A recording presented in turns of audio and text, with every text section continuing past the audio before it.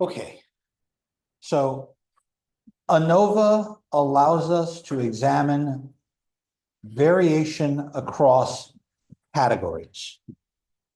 We were looking at number of defects based on which production line we were on at a factory, number of packages based on which of our packers was doing the work. But those categories aren't anything other than nominal data. They're not even ordinal data. It's just which of these items were doing which thing. If I am looking at bivariate data, two variables, both of which are quantitative,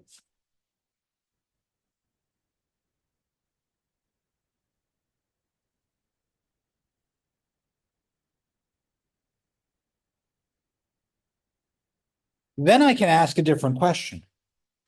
I can not only ask, is there variation in one variable due to another, but I can ask how much. I can now ask quantitative questions. But we've done this before. We've looked at these sorts of patterns before. So we've done scatter plots.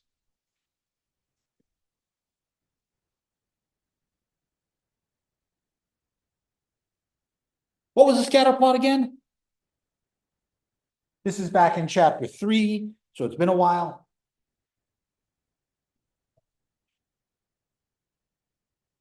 So I have my X and Y, and these are somehow related, and then I will plot X and Y on some axes, and I can get a bunch of these, right?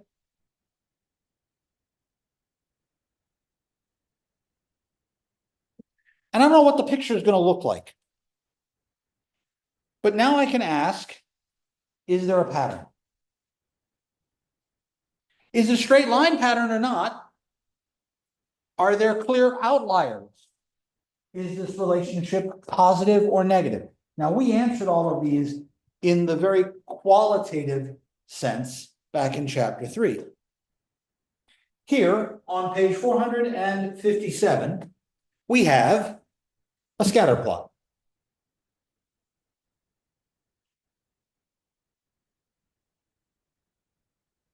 Retailer revenue in thousands, number of competitive brands carried. This is the revenue by retailer for a shoe company, a golf shoe in particular. And the more competitive brands they carry, well, you would expect if Star Golf Shoe is a particularly good shoe, it wouldn't matter how many competitive brands you have. If Star Golf Shoe is a pretty bad shoe, it wouldn't matter how many particular competitors you have. But take a look at what we've got here. The more competitors you have, what do I see about Star's revenue most of the time? Max?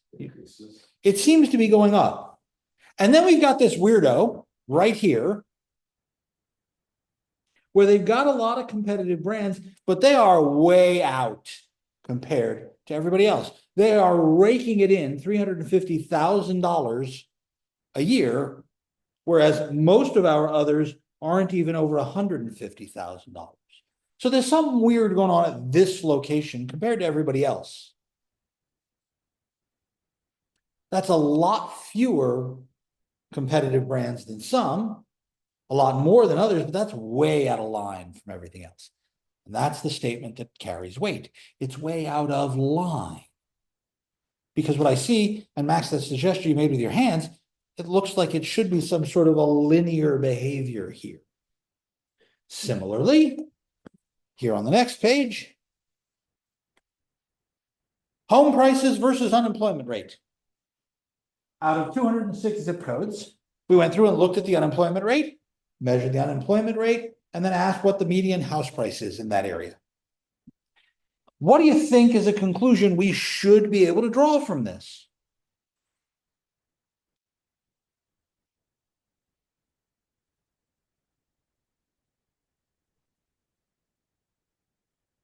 it looks like the higher unemployment rates have lower home prices.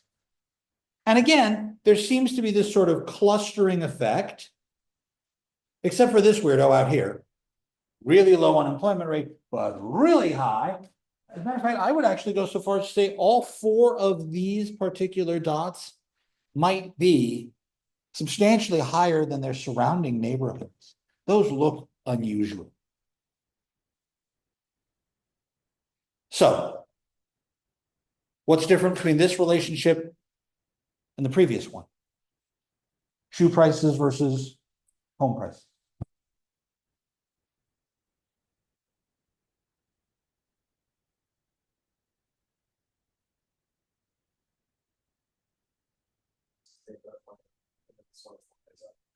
Aha. In the shoe prices, as number of competitors went up, the prices went up, even if it was just a little, except for that one outlier. And then here, as unemployment rate goes up, median home price goes down. I've got a positive relationship where they both go up or down at the same time. And I've got a negative relationship where one goes up, the other goes down. And I think of these going from left to right as the slopes of the lines that I would kind of try and draw. Haven't drawn any lines yet, not quite sure what those lines would look like. But if the slope is positive, I'm going to call that a positive relationship. Slope is negative, I'm going to call that a negative relationship. The closer together these things appear, the stronger the relationship is. How do I measure the strength of that relationship? There's something, mathematics, called correlation.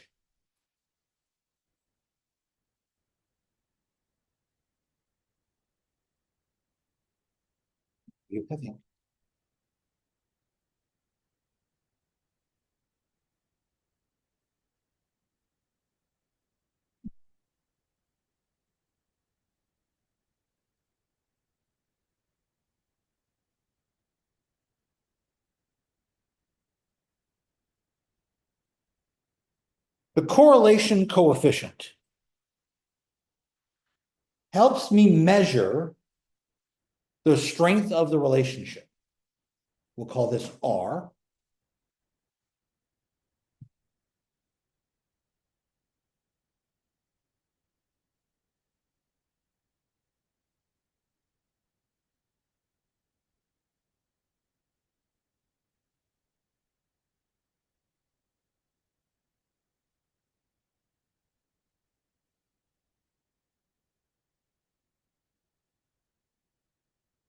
But it only measures the relationship in terms of a straight line.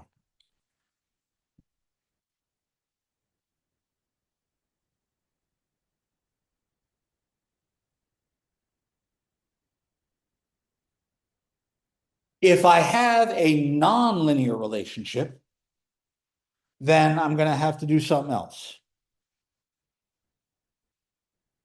By the way, it turns out this number R that we're going to compute has a lovely property. It's always between -1 and 1. Now, it turns out, through a very interesting bit of visual analysis, that this R is actually the cosine of an angle. If we think of our data, all of the x's as a vector and all of the y's as another vector, then what I'm getting when I do this R is I'm getting the cosine of the angle between those vectors. And the more they go in the same direction, the closer that cosine is to 1.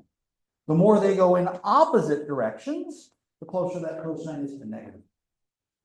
But that's every cosine is between -1 and 1, and it just depends on how far apart my data values are. So it turns out that there's a really nice formula for this.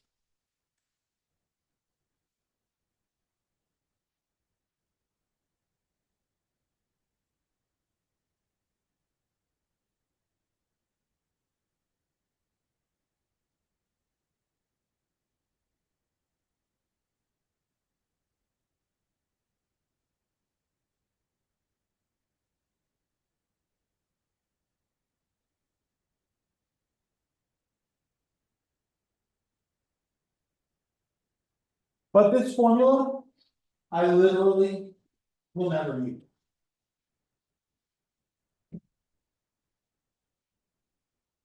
Outside of showing it to you this once. All of those sums are I goes from 1 to n, where n is however many data values we have. But this actually, to me, this looks familiar. This number right here, this square root here on the bottom, what is that?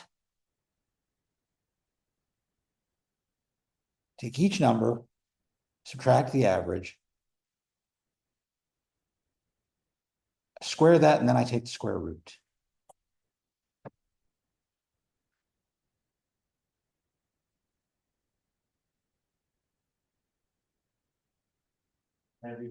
It looks very similar to my standard deviation.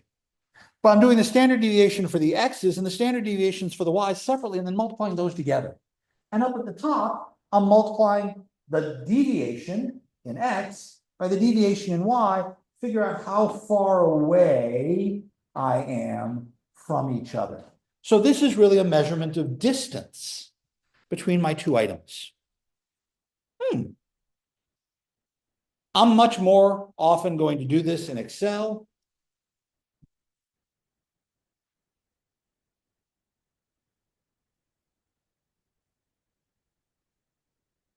And I'll use the correlation function, CORREL.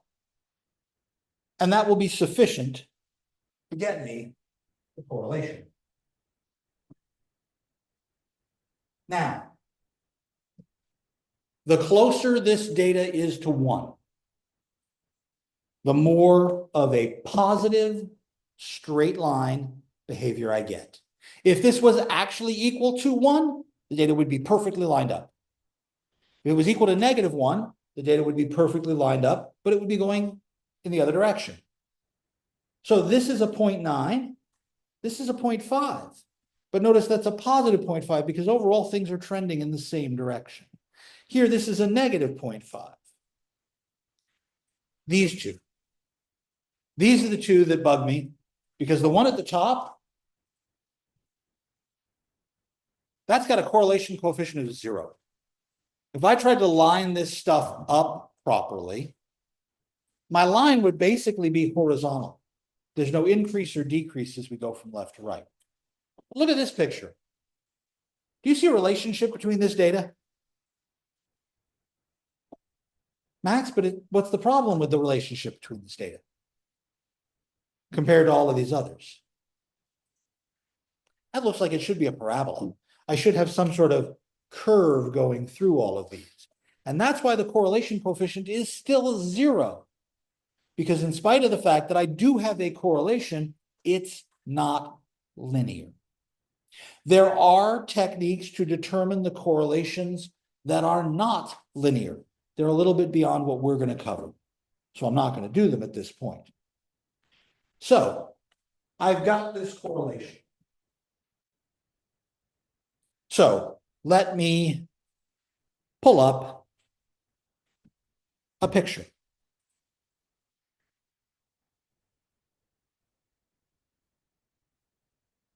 On page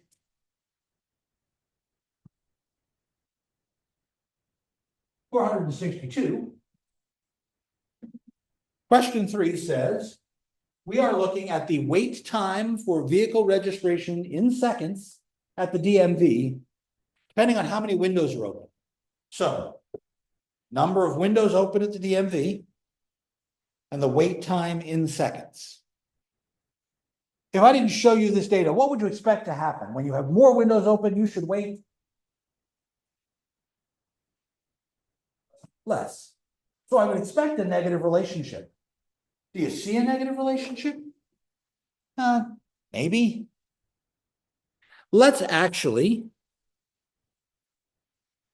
look at the data we were given in the DMV waiting file.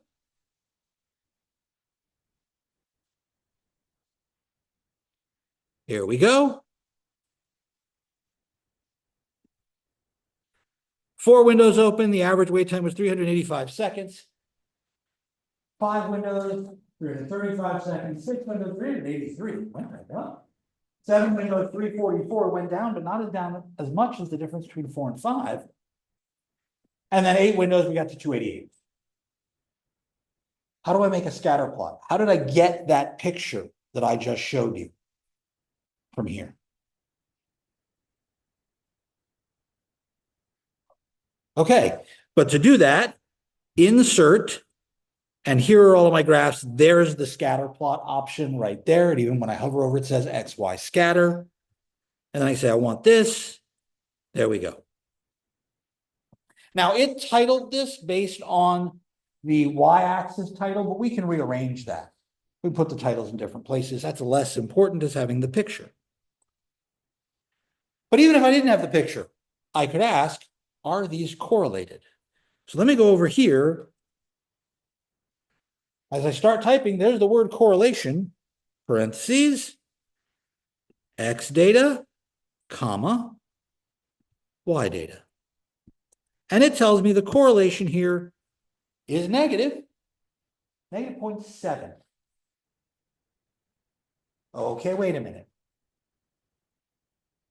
How strong is this?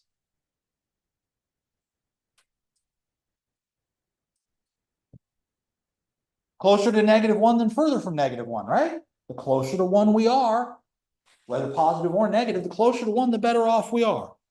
So I would say this is a pretty strong relationship. But I want to do more than just find out roughly. I'd like to know if this relationship is statistically significant.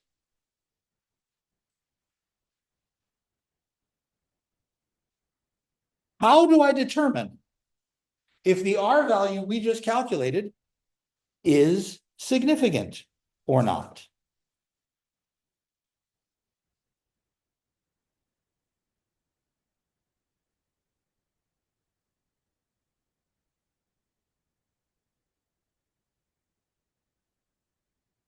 How did we test the significance of anything?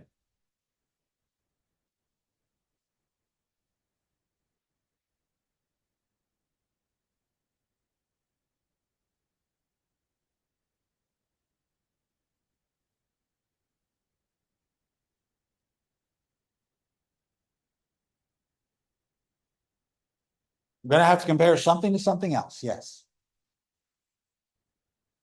So I need a critical value. If I'm doing a critical value, I need to know what kind of test I'm doing. I only have a couple pieces of data, right? I don't know anything about populations. I only know this set. I'm going to do a t-test.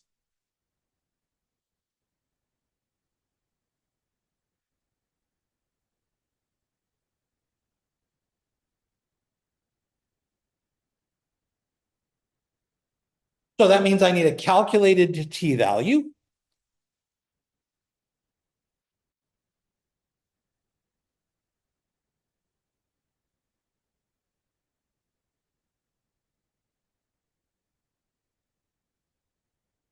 Which I get by doing R is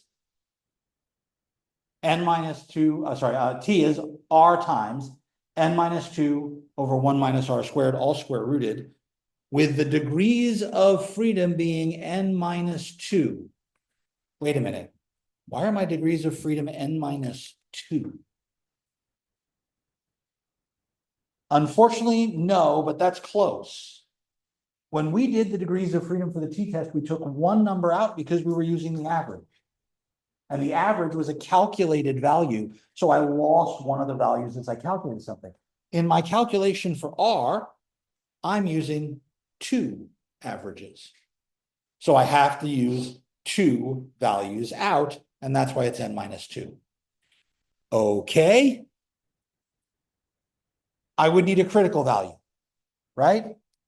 My problem with the critical value is that nobody has told me what the significance is. What's alpha?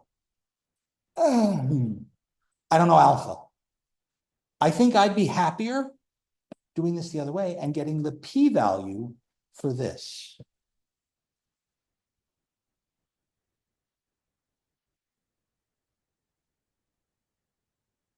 Now, how do I look up the p-value?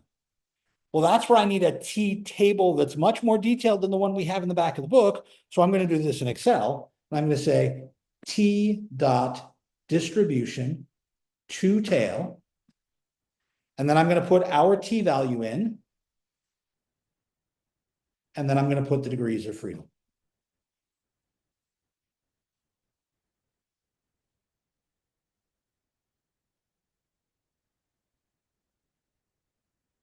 Now, I will note that this t-value has some issues with negatives. So it might be more useful to do this way.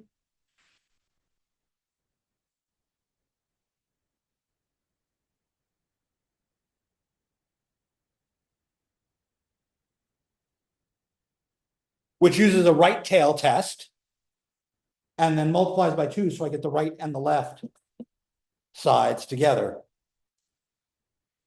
And the 1 minus is because it's a cumulative distribution that avoids all of this work. Now, if I'm testing something, I realize that I've done this out of order. I should have done this at the beginning.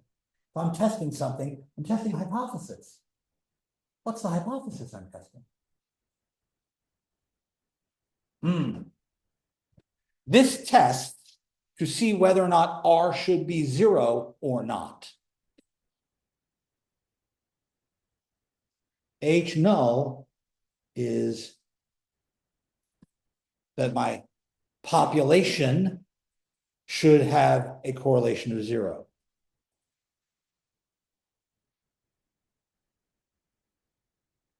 And then the alternate hypothesis is that it's not.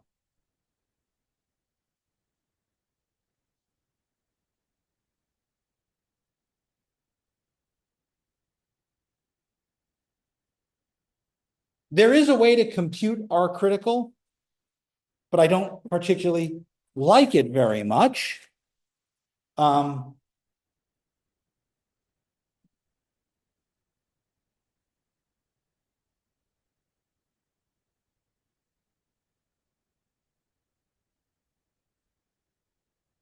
And that depends on knowing the t-value in the first place.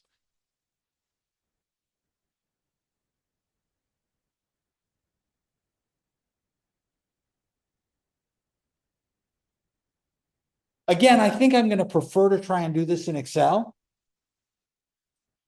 And there are easier ways to do this in Excel.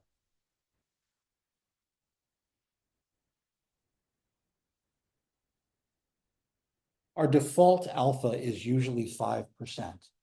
Again, that's not provided to me here. So let's go back to this example.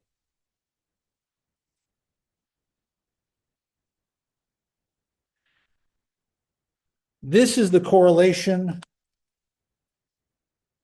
we got from our experiment, 0.07327. All right. Let me work out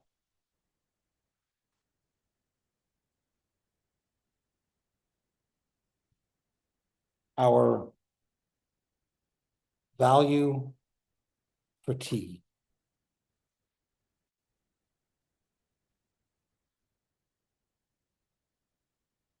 T, oh, wait a minute, I want to do it the long way because this is negative. 2 times 1 minus t dot distribution dot right tail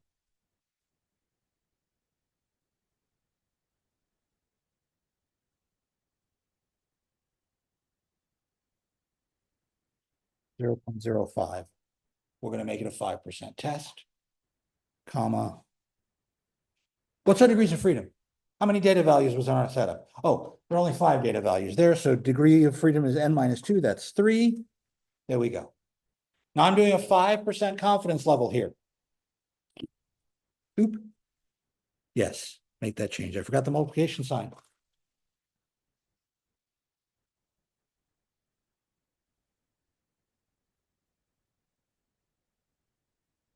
Two times 1 minus t distribution 1 comma.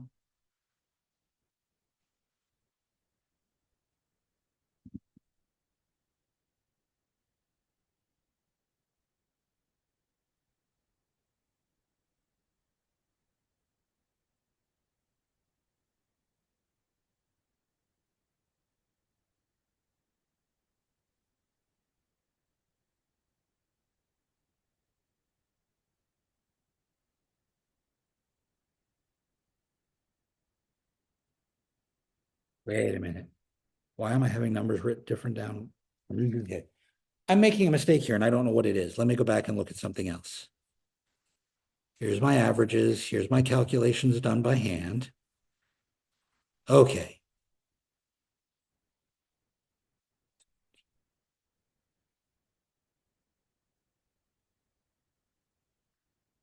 .05 E13 T inverse two tail 0.053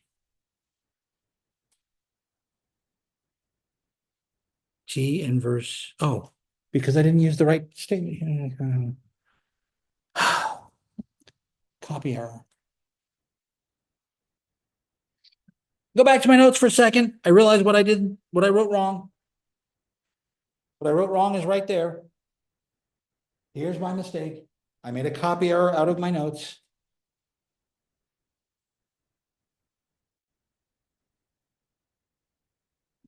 I'm using the inverse T, not the T. Whoops. That makes it much better. Let me go back now. So T dot inverse dot two tail, not T dot distribution two tail. My apologies.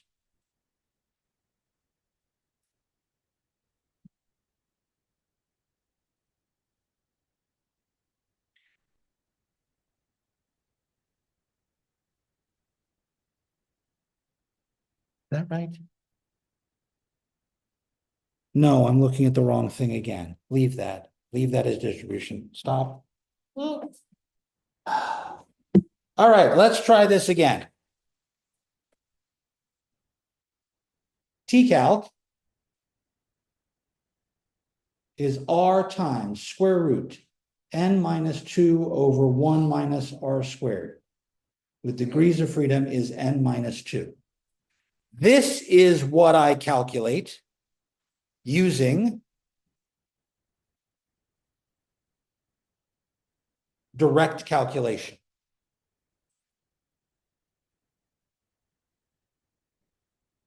Then I take this t,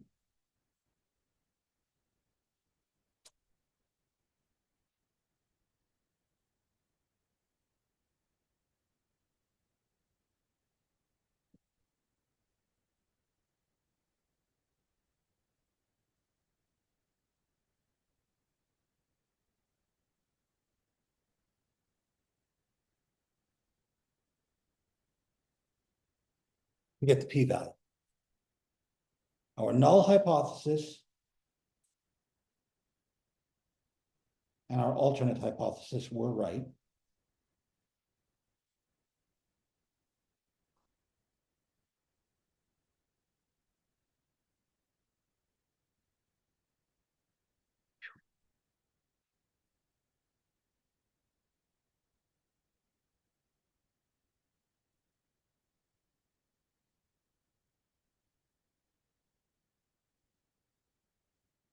Now, let's go back and do this right. Delete this garbage.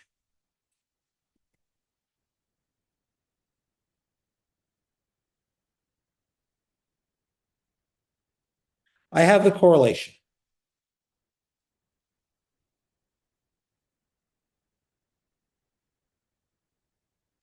What is my calculated t-value?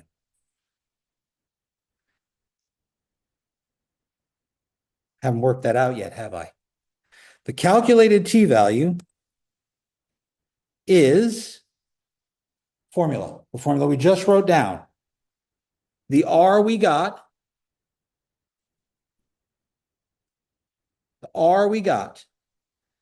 times square root of what? The formula we just wrote down.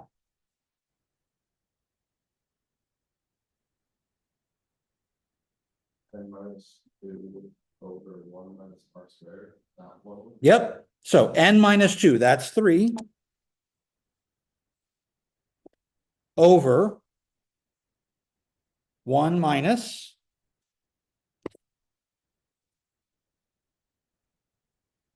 r, that's this number up here, L4.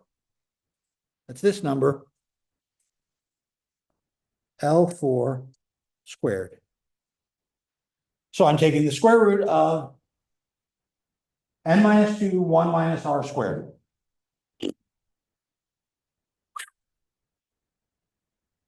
Now, what's the p-value for that?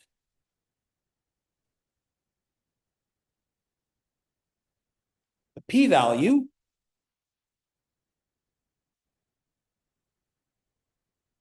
is t dot distribution dot two tail.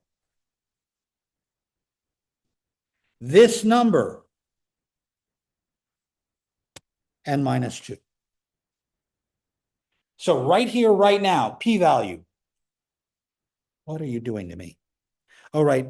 Remember I said this gave me trouble with negatives when I did the two-tail version? This p-value is negative, so I'm going to do it the other way. I'm going to change this to be the right tail, and then it's 2 times 1 minus the right tail distribution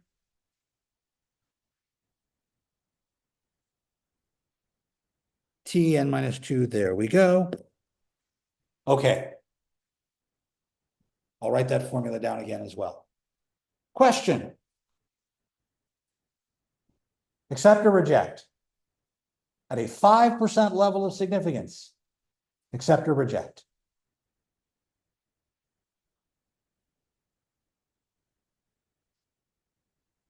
Which means the null hypothesis is accepted. This data doesn't support a correlation of anything other than 0. Sorry, in spite of the fact that negative 0.7 is a strong relationship, there isn't enough data here for me to say, yes, this is a good relationship, because there are only 5 data points. I really need a lot more data for me to stand up and say, this is enough. Keep the null hypothesis at alpha equals 0.05.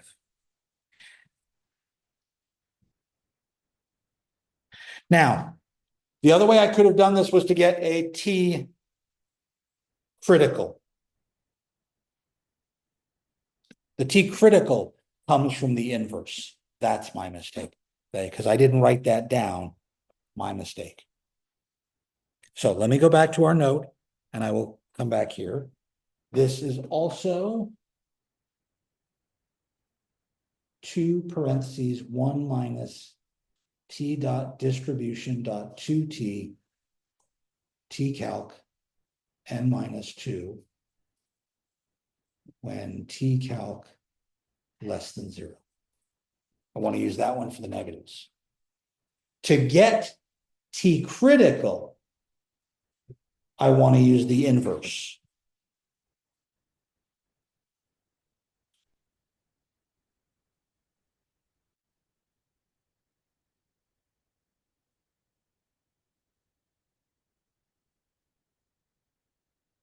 That's where we need to provide our alpha.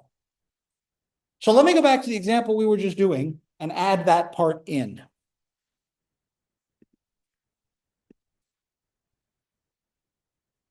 T critical would be equals t dot inverse dot 2t parentheses alpha 0.05 comma 3. When I'm doing a comparison between a calculated and a critical, when do I reject? When do I accept?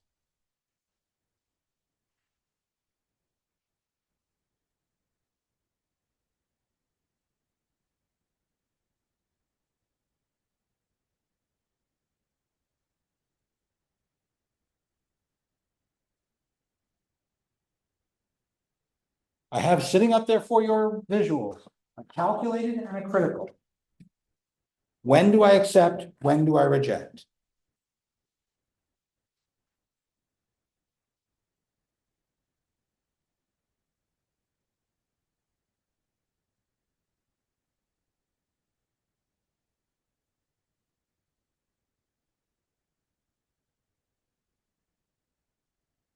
Austin? in either direction, right? Yeah. So if the absolute value of the calculated is bigger than the absolute value of the critical. In this case, the absolute value of the calculated is 1.86, the critical is 3.18. I can't reject the null hypothesis, I need to keep it. In spite of the fact that it looked like a really strong relationship, negative 0.7 is a good correlation, there isn't enough data for me to say this is statistically a significant calculation. This is the difference between an impression and a statistically significant conclusion. So let's try something that has more data in it.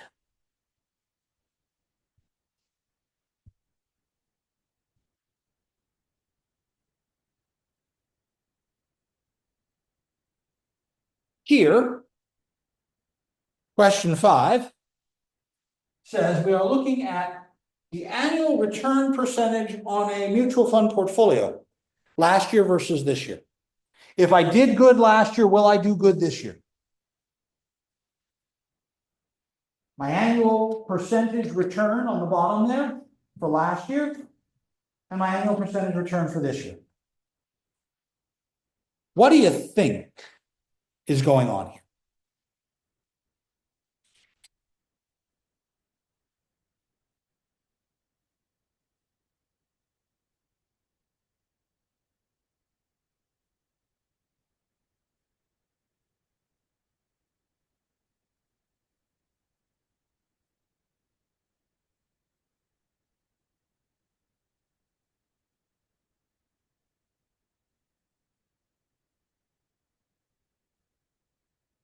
Is there a relationship at all between how I did last year versus how I'm going to do this year?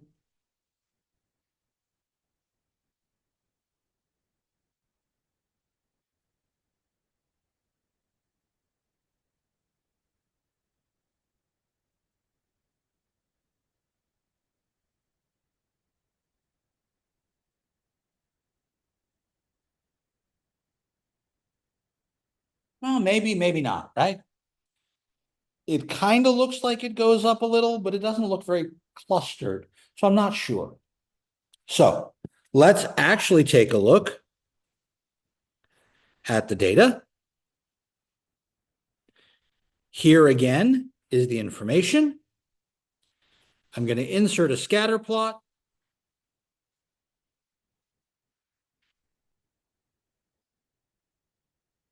Start by highlighting the data. Insert scatter plot. Here we go. That's the information we were just looking at.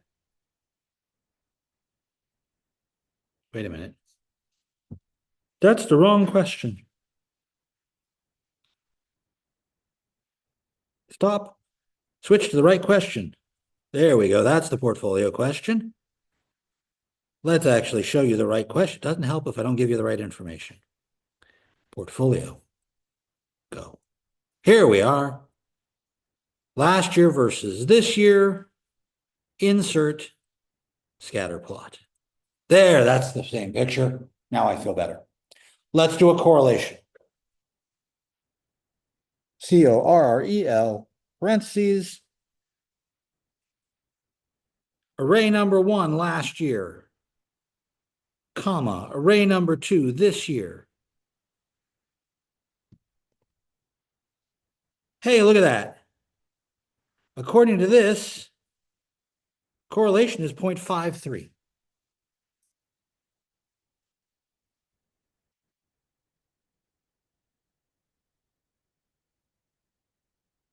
Okay. Based on this, I need a t-value calculated and a t-value critical. How many pieces of data are there over here? Well, rather than have me count it by hand, I'm going to say equals count there. There are 17 pieces of data. Perfect. I'm ahead of the game. I don't have to count by hand. That's just n.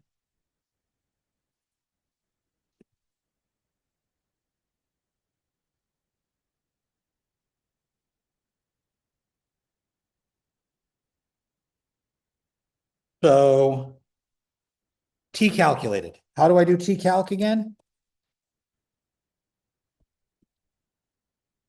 My formula for calculating T value. Square root of minus 2 over 1 square root. R times square root of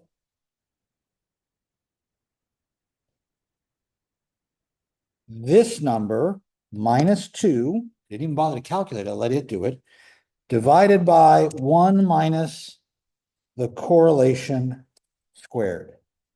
Close my square root. Typed it in exactly that way. 2.42.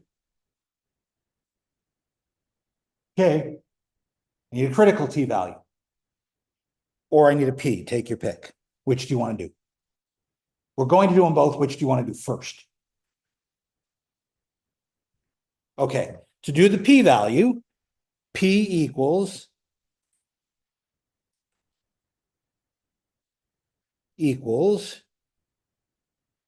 T dot distribution dot two tail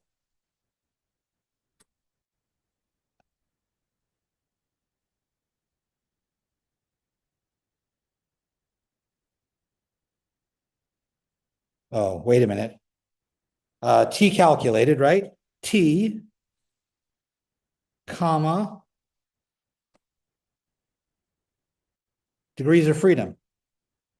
N minus 2, close parentheses. There we go. What does that tell me?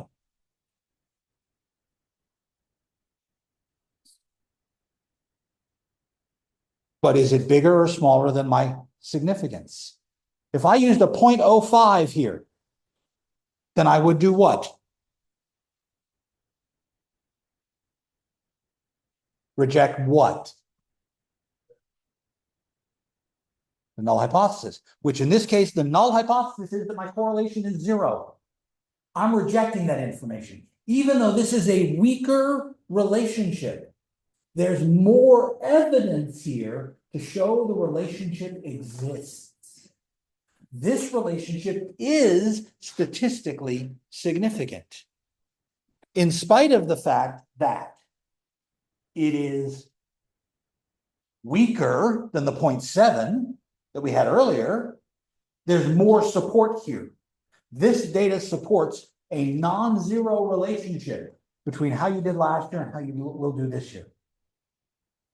This says past performance can be used as an indicator of future behavior in this set of information. So I reject the null hypothesis and I say, oh, this is statistically a significant behavior. If I did the T crit, T critical is, let's see, I'll do it the direct way. T dot distribution dot two tail. The value we want to look up, 0.05. Degrees of freedom is N minus 2.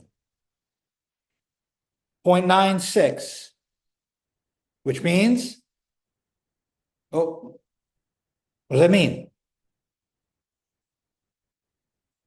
No, I did it again. It's not distribution. That's the inverse. There we go, 2.13. That makes more sense. What does that tell me? What does having this critical value tell me?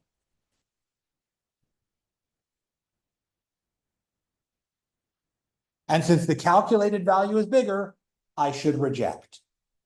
The same thing that the p-value told me. So I got confirmation from both directions. Okay. I apologize. It's been a long time since I've done this way.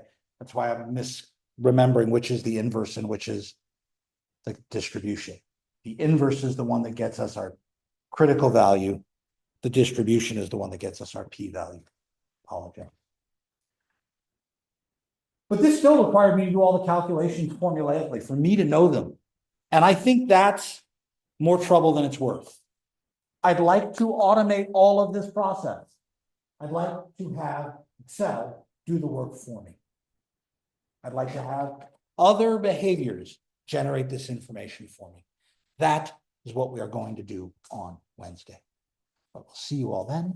Have a wonderful rest of your day.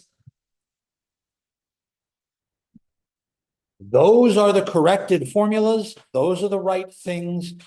Distribution is P, inverse is critical. Due on Wednesday.